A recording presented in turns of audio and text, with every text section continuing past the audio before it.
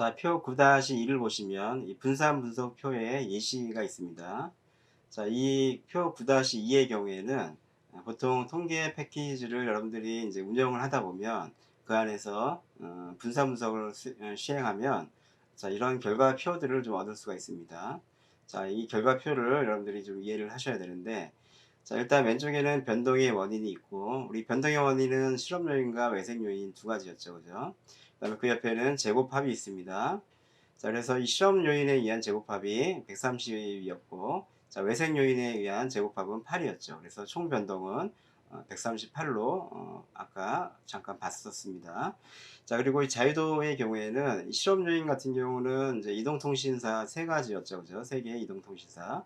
그러다 보니까 이 자유도는 3-1에서 2가 나오고 있고, 자, 전체 샘플이 15였으니까, 자, 15-1 해주면 전체적인 자유도가 14로 나오겠죠, 그죠?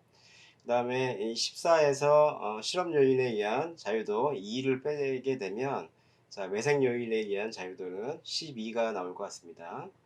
자, 그래서 이 분산을 계산해 보시면, 일단 실험 요인에 의한 제곱합 이 130에서 자, 자유도 2로 나눠주게 되면, 실험 요인에 의한 분산이 65로 계산되고요.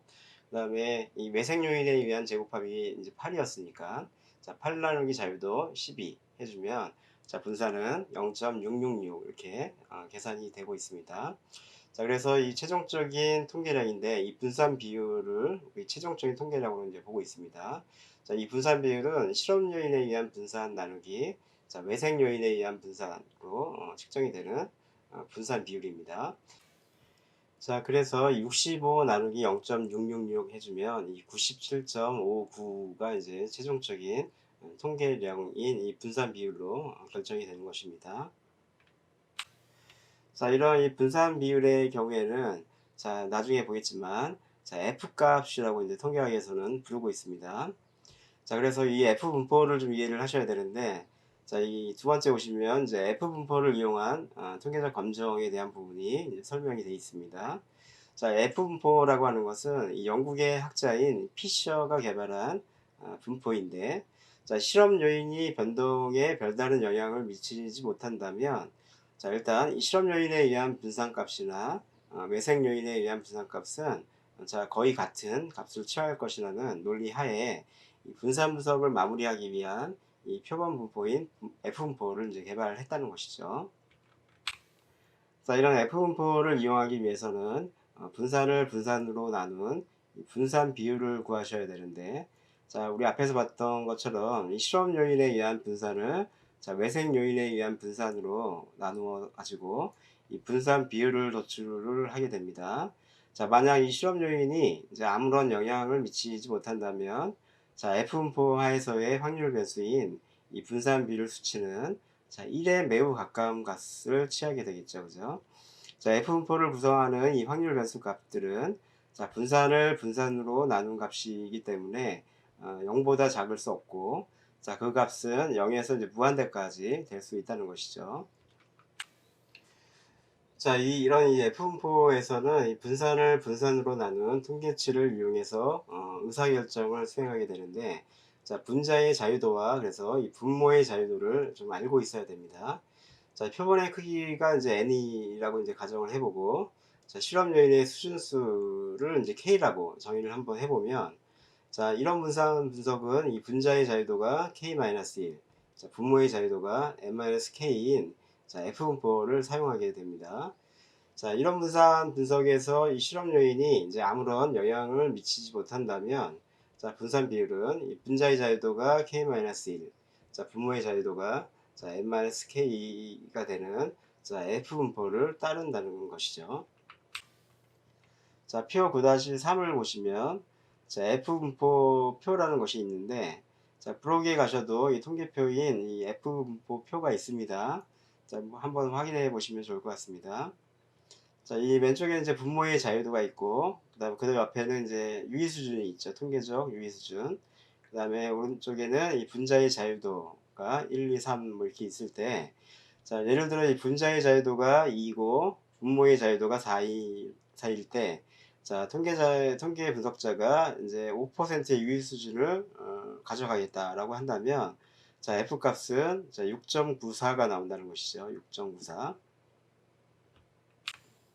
자, 그림 9-1을 보시면, 자, F분포의 형태를 볼 수가 있는데, 자, F 값이라고 하는 것은 이제 분산 비율이었으니까 음의 값이 나오지 않죠. 그죠? 항상 양의 값을 가지게 되고, 자, 오른쪽 이렇게 치우쳐져 있는 그림의 형태가 나타날 것 같습니다.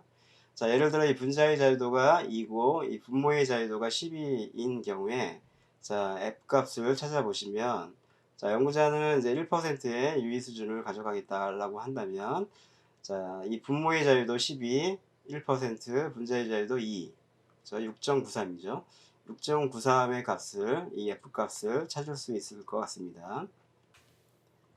자, 그림에서 이제 볼 수 있듯이 이 분산 분석에서의 기각력은 항상 이 분포의 오른쪽 끝부분이 될 것 같습니다.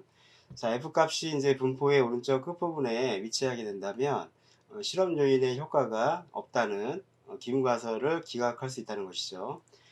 자, 그리고 이제 앞에서 살펴본 이 월 통화 시간의 예제 문제에서 이 유의 수준을 자, 5%로 설정하게 된다면, 자, 기각력은 이 분자의 자유도가 2, 자, 분모의 자유도가 12인 분포에서의 F 값은 이 3.89가 되기 때문에, 자, 3.89보다 크거나 같은 영역이 될 것 같습니다. 자, 그리고 이 표 9-2의 값을 보면 이 계산에서 도출된 값은 97.59였죠. 그죠? F 값이.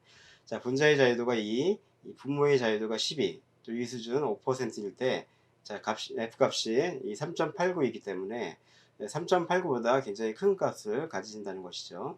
자, 그렇기 때문에 기문가설은 기각할 수 있고요.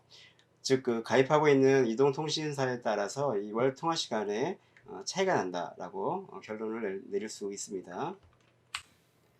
자, 표 9-4를 보시면 엑셀을 활용하셔도 이 분산 분석표를 여러분들이 접할 수가 있는데, 자, 앞에서 봤던 내용과 거의 동일하게 보이고 있습니다. 그래서 FB라고 하는 것은 이 분산 비율이고요. 또는 이제 F 값이 되는 것이죠. 자, F 값을 P 값으로 전환하게 되면, 자, F의 통계적 검정이 이제 이루어질 수 있다는 것입니다. 자, 이렇게 해서 이제 오늘은 여기까지 수업을 진행하고요. 다음 시간에는 3번부터 자, 분산분석에서의 가설 검정 절차부터 진행하도록 하겠습니다. 자, 수고하셨습니다.